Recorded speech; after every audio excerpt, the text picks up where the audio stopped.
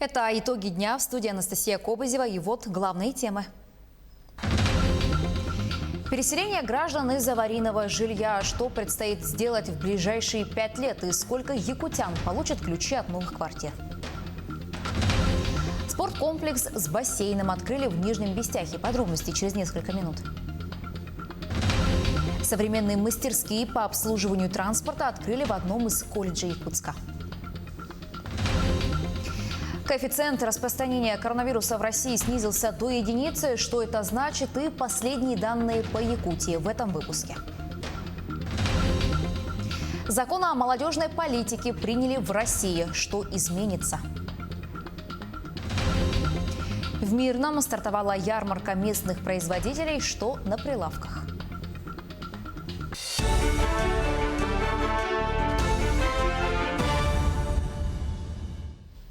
За 5 лет по программе переселения граждан из аварийного жилья новые квартиры получат 60 тысяч якутян. Власти республики планируют ликвидировать 1 миллион 100 тысяч квадратных метров жилья. Об этом в своем ежегодном послании Госсобранию Илтумен заявил глава республики Айсен Николаев. По итогам года в районах Якутии введено 43 многоквартирных дома. Вместе с тем непростая ситуация складывается по строительству жилья. По итогам года будет введено 515 тысяч квадратных метров жилья. Это на 8% меньше, чем в 2019 году. Особенно резко в этом году на 13% сократился ввод жилья в Якутске. Это уже выражается серьезным ростом цен на новые квартиры. Глава отметил необходимость восстановления объемов предыдущих лет. Также во время послания Айсен Николаев заявил, что главным фактором повышения доходов якутян является предпринимательство, по которому пандемия коронавируса нанесла сильнейший удар. Многие из них, а это без малого 11 тысяч субъектов малого бизнеса, были вынуждены приостановить свою деятельность. Глава региона призвал органы власти переориентировать фокус контроля на те субъекты малого предпринимательства, которые до сих пор находятся в зоне риска, а также максимально снизить излишнее давление на бизнес. Ульяна Шагина с подробностями. Утро предпринимателя Айсены Сыроватской начинается с подготовки книги для покупателя. Она за детали. Книга упаковывается в модную нынче крафт-бумагу. Ведь очень важно не просто продать товар, а сделать это красиво и стильно. Может, в этом и кроется секрет того, что Айсене не только удалось остаться на плаву в этот тяжелый год, но еще и расшириться. Еще в марте, когда началась пандемия, я думала, что в этом году уже, наверное, не получится. А потом в августе, когда появилось это помещение, я поняла, что вот этот шанс, надо его использовать. И наши клиенты нас поддержали, то есть заказа все равно было много, даже во время онлайн. Уже в начале пандемии Айсена поняла, что онлайн-продаж не избежать, так как это было единственным выходом не приостанавливать свою деятельность. И тут же занялась разработкой собственного сайта. Денег не хватало, и тут на помощь пришло государство. Ровно появились субсидии. И была субсидия на сайт, на информационное обеспечение. Мы подали на сайт и выиграли как раз субсидию, получили. И потом дальше на нее уже установили систему 1С. В Якутии сегодня насчитывается порядка 40 тысяч предпринимателей малого и среднего бизнеса. Практически все они во время пандемии смогли воспользоваться государственными преференциями. Да, практически каждый предприниматель в большей или меньшей степени стал пострадавшим, потому что где-то были предприниматели ограничены, да, были ограничения у нас закрыты. Ну и в целом покупательская способность значительно снизилась. Якутия смогла в числе первых отреагировать на эти экономические вызовы. И уже в апреле было принято 3 пакета антикризисных мер. И один из них как раз-таки поддержка малого и среднего бизнеса. Еще на 1 год отодвинуто решение об исчислении налога на имущество организации с кадастровой стоимости. Продлен мораторий на плановые контрольные проверки республиканских и муниципальных органов. При этом я все равно ставлю в целом снижать излишнее давление на бизнес по всей республике. Для предпринимателей региона послание главы дало надежду на будущее развитие. Текст документа содержал не сухую констатацию фактов, а конкретные действия для всех уровней органов власти. Именно о снижении административного давления на бизнес мы с Арсеном Сергеевичем разговаривали на днях. И я благодарна главе республики, что он уделил внимание этому вопросу в ходе своего послания. Также я считаю абсолютно верной мысль главы о поддержке якутян, которые используют возможность легализации своей предпринимательской деятельности, в том числе с приобретением статуса самозанятого. Глава региона предложил в качестве меры поддержки вернуть этой категории предпринимателей налог на профессиональный доход, что позволит легально вести бизнес и получать доход от подработок без рисков получить штраф за незаконную предпринимательскую деятельность. Ульяна Шагина, Павел Пахомов, Якутск. В поселке Нижний Бестях открыли спортивный комплекс с универсальным залом и плавательным бассейном. Подробности у нашего корреспондента Артура Старостина. Объект построен в рамках федерального проекта «Спорт. Норма жизни», национального проекта «Демография». Грандиозное открытие масштабного спортивного объекта действительно историческое событие для местных жителей. Открытие такого масштабного объекта, как плавательный бассейн, будет являться новым витком в развитии нашего поселка. Я думаю, что здесь я буду нередким гостем, как по депутатским своим должности, то и просто как человек, который и житель данного поселка. Глава республики Айсен Николаев в своем выступлении отметил, что имея такой прекрасный спортивный объект, что так же, как и Мегино-Кангаласская земля, ближайшие районы получат возможность вести дальнейшее развитие физкультуры и спорта, и отсюда будут выходить олимпийские чемпионы, чемпионы мира, Европы и России. Уверен, что вот такая политика поддержки села через развитие спорта, развитие физкультуры, это в том числе один из залогов того проекта, о котором я вчера говорил в своем послании «Здоровый якутянин, здоровая Якутия». Именно это один из таких моментов, скажем так, начала нашего уже 2021 года здоровья. Правительственные делегации провели экскурсию по объекту. На первом этаже расположен универсальный спортивный зал на 460 зрителей. Из этой маленькой комнаты можно наблюдать за происходящим. Как раз таки отсюда виден весь спортивный большой зал. 2 плавательных бассейна, также медицинские кабинеты, командные раздевалки. На втором этаже зал для игр, настольного тенниса, зал аэробики, тренерские и административные помещения и другие кабинеты. А это большой, просторный тренажерный спортивный зал. Зал оборудован полностью профессиональными оборудованиями и готовы принимать не только спортсменов, но и любителей спорта. Спортивный объект общей площадью 7000 квадратных метров сдан в срок и с нового 2021 года начнет свою работу. Артур Старостин, Мегино-Кангаласский район. Новые современные мастерские по обслуживанию транспорта открыли в Якутском индустриально-педагогическом колледже. Учебное заведение выиграло грант Министерства просвещения России в размере 34 миллионов рублей. На эти средства колледж открыл 5 новых мастерских по направлению обслуживания транспорта и логистика. У студентов появится возможность изучать предметы не только в теории, но и в условиях, максимально приближенным к производственным. Это дает возможность после обучения выйти конкурентоспособным специалистам, готовым к работе на новых оборудованиях. Это 3-й мастерские у нас в республике, которые созданы в рамках федерального проекта. Ранее мы открыли в Покровском колледже, помните, колледже связи и энергетики. И это будет продолжаться. Наша задача создавать условия для наших ребят, потому что действительно это вклад в будущее, когда мы создаем такие условия. И сегодня это делаем в рамках наших проектов, и наши задачи, они как раз таки должны быть ориентированы на будущее именно сегодня.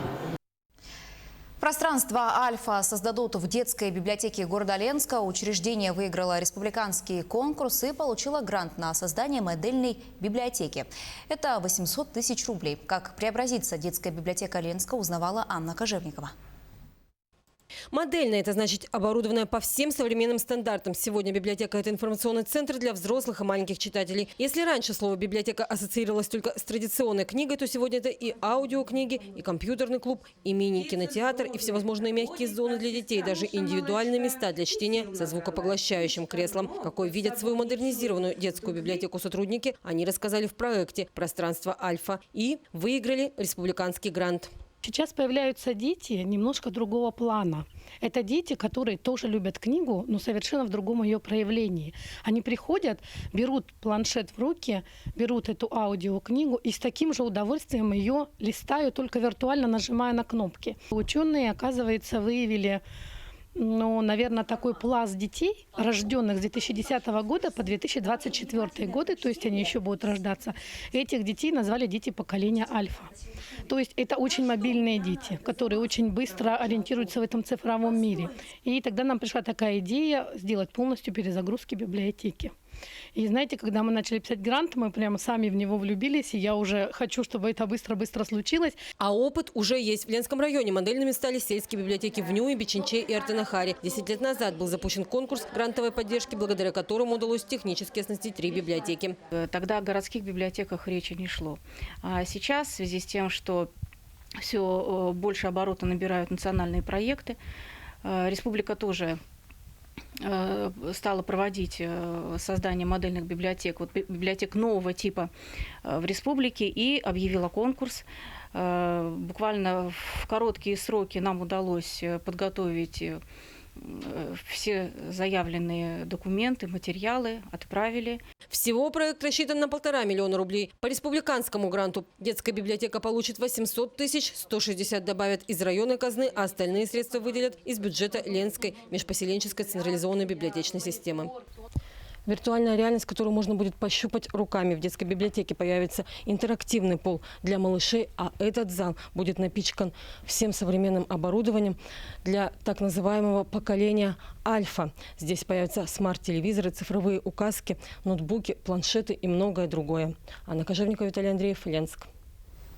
Прямо сейчас мы прервемся на короткую рекламу, а далее смотрите в эфире. Коэффициент распространения коронавируса в России снизился до единицы. Что это значит? И последние данные по Якутии в этом выпуске. Закон о молодежной политике приняли в России. Что изменится? В Мирном стартовала ярмарка местных производителей. Что на прилавках? Это итоги дня. Мы продолжаем наш выпуск. За пределы взлетно-посадочной полосы выкатился самолет в аэропорту Внуково, направлявшийся из Якутии. Рейс следовал из города Нерюнгри. На борту «Боинг» находились 109 человек. Повреждений и пострадавших нет. Пассажиров высадили штатно, аэропорт не закрывался. Самолет, вылетевший из Нерюнгри примерно в 12:09 при заруливании по дороге, съехал на грунт из-за низкого коэффициента сцепления, сообщили в авиакомпании «Якутия». Коэффициент распространения коронавируса в России впервые с 18 декабря снизился до единицы. На этой же отметке находятся показатели в Москве, следует из подсчетов ТАСС на основе данных Федерального оперштаба. Коэффициент в регионах с наибольшим количеством заболевших фиксируется в районе единицы, что может говорить о стабилизации эпидемиологической ситуации. Коэффициент показывает, сколько человек в среднем успевает заразить один инфицированный до своей изоляции. Наряду с другими критериями он использовался для определения готовности регионов к поэтапному снятию ограничительных мер. За минувшие сутки в Якутии зафиксировали 194 новых случая коронавируса. Об этом сообщила министр здравоохранения региона Елена Борисова в ходе брифинга по эпидситуации. Глава Минздрава отметила, что в столице региона отмечается спад заболеваемости по COVID-19. В Якутске выявили 84 заболевших. Большое количество заражений фиксируют сразу в нескольких районах. В Мирнинском 20 случаев, в Мигино-Кангаласском 14, в Алданском 12 и в Нерюнгринском районе 10 новых случаев. От 1 до 6 заболевших выявили еще в 17 районах республики. В период пандемии коронавируса самый тяжелый удар приняли на себя медики. И день и ночь они на рабочих местах спасают жизни людей, заразившихся коварной инфекцией. На помощь врачам пришли добровольцы. Каждый из них вносит посильный вклад в общее дело. Тему продолжит Александр Хавренко. 2020 год можно по праву назвать годом волонтеров и добровольцев. В тот момент, когда врачи, находящиеся на передовой борьбы с коронавирусом, буквально жили в больницах, группа единомышленников из добровольческого движения «Поправляйся» решила оказать посильную помощь медикам столицы. Они поставили 1000 СИЗов, это средства индивидуальной защиты костюмы, для медицинского персонала и передали в медицинский центр «Резерв». Далее мы начали помогать детскому садику «Искорка». Привезли туда машину бытовой химии совместно с хозмаркетом и сетью «Полоскун». И в течение почти 4 месяцев мы возили горячие обеды. Конечно, хочется выразить слова благодарности всем нашим неравнодушным предпринимателям, которые за это время оказали нам поддержку, и волонтерам, и просто неравнодушным гражданам. Предприниматель Мария Романова, владелица столовой «203 вкуса», решила помочь тем, что у нее получается лучше всего. И ежедневно коллектив столовой готовил по 150-200 горячих обедов, которые потом доставлялись врачам. Всего за 4 месяца повара приготовили более 18 тысяч обедов. Для нас было радостью делать доброе дело и одновременно заниматься любимым делом – готовить. Значит, мы разработали меню на месяц вперед. То есть каждый день мы угощали врачей разнообразными блюдами, не повторяясь при этом ни разу. Нам было очень радостно получать обратную связь от врачей, потому что они отправляли всегда отзывы о нашей идее, им очень нравилось. И впоследствии потом они рассказывали, что они ждали наших обедов, как дети на Новый год ждут подарки от Деда Мороза. И хотя прошло уже немало времени, врачи до сих пор с благодарностью вспоминают ту помощь, которую им оказали волонтеры в самый трудный период пандемии. И всех работников Якутской республиканской клинической больницы хотим выразить огромную благодарность волонтерам, которые помогали и поддерживали нас с начала пандемии, обеспечивали нас горячим питанием, свежими овощами, канцелярскими товарами.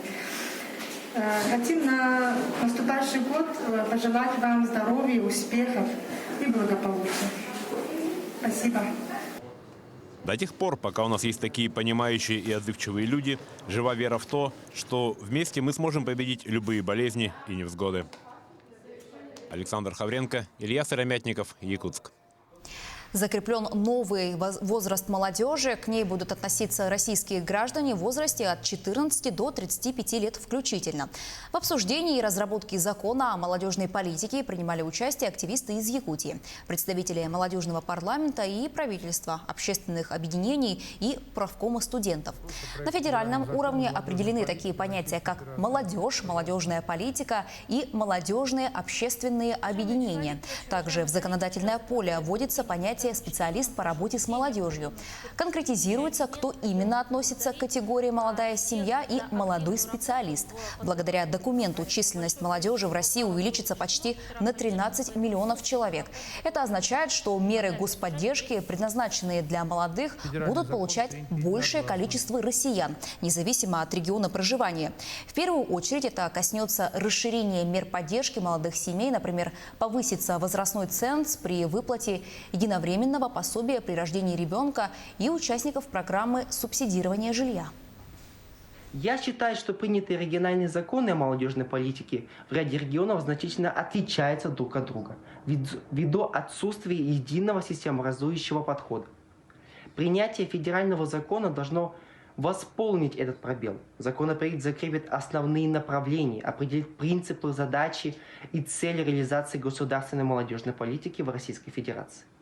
Немаловажно и то, что реализация будет осуществляться с учетом социальных потребностей и национальных традиций регионов. Мы в Республике Саха-Якутия также его обсуждали. Наша молодежь очень активную позицию в этом занимала. Я хочу их очень серьезно поблагодарить. Наша молодежь и активисты подготовили достаточно серьезные поправки. В законопроект подали 11 поправок. Эти поправки обсуждались в комитете. В Министерстве ЖКХ и энергетики Якутии подвели итоги года. Глава ведомства Дмитрий Садовников рассказал, что впервые в истории получены паспорта готовности всех муниципальных образований. Реализуются программы «Чистая вода» и развитие систем водоснабжения Вилюйской группы улусов. Введен в эксплуатацию ветродизельный комплекс в Тиксе. Отмечается, что в части развития локальной энергетики реализуются пилотные проекты по модернизации дизельных электростанций с использованием возобновляемых источников энергии в 6 населенных пунктах арктической зоны Якутии. Без внимания не оставили и тему обращения с твердыми коммунальными отходами в Якутске.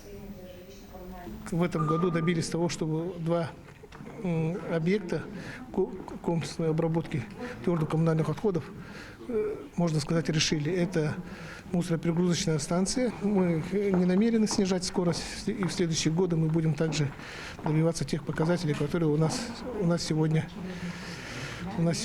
состоялось. В столице Алмазного края стартовала предновогодняя ярмарка местных производителей. Представители республиканского сельхозкооператива «Саха-Агропродукт» привезли свежезамороженные продукты из 7 районов республики. В ассортименте сливочное масло, говядина, свинина и рыба. Предновогодняя ярмарка продлится до 27 декабря включительно. У нас вот продукты все свежие. Ну как получается, это вот забой. Ну, Хатасский сенокомплекс – это как круглый год забой идет, а вот Амгинская, Чероптинская – это вот осенний забой. Это, считайте, до ноября месяца забой был, вот она свежий. А насчет рыбы, вот Чир – это вот первым самолетом, одних из первых самолетов, которые прилетели в город Якутск. Сразу мы с самолета, считайте, в город Мирный приехали. А Тугунок – то же самое, вот тоже. Ну, надеемся, город Мир нас хорошо примет и все раскупит. Памятник, посвященный каюрам и геологам, идущий поперек хребтов в Нерюнгри, был отмечен Ассоциацией ландшафтных архитекторов и Союзом архитекторов России. Тему продолжит наш корреспондент Екатерина Павлова. В Москве прошло значимое событие в мире ландшафтной архитектуры – фестиваль 11-й Российской национальной премии. Композиция «Идущий поперек хребтов», воздвигнутая к юбилею Нерюнгринского района, по итогам рассмотрения компетентного жюри победила в номинации «Лучший реализованный объект средового дизайна». В этом году впервые у нас участвовал такой далекий северный край России, страна Якутия, с вечной мерзлотой, с холодом и жарким летом. И вот сегодня представляется такой прекрасный арт-объект, посвященный работе геологов и каюров. Награда вручена обществу с ограниченной ответственностью «Инвест СВ», творческая команда которого под руководством Виктора Никифорова работала над созданием памятника. Жюри высоко оценило сохранение традиций, самобытность и глубокую экологичную концепцию. Я считаю, золотой диплом и золотой куб Союза архитекторов, присужденный за этот памятник, общая заслуга с руководством районной администрации Нерюнгринского района и администрации Янгиринского и Эвенкийского национального наследия, а также многих патриотов Нерюнгринской земли. Каюров-проводников из села Янгра было немало, но с течением времени имена многих позабылись. Труд эвенкийского народа и его неоспоримый вклад в освоение богатств недр Южной Якутии не должен забываться.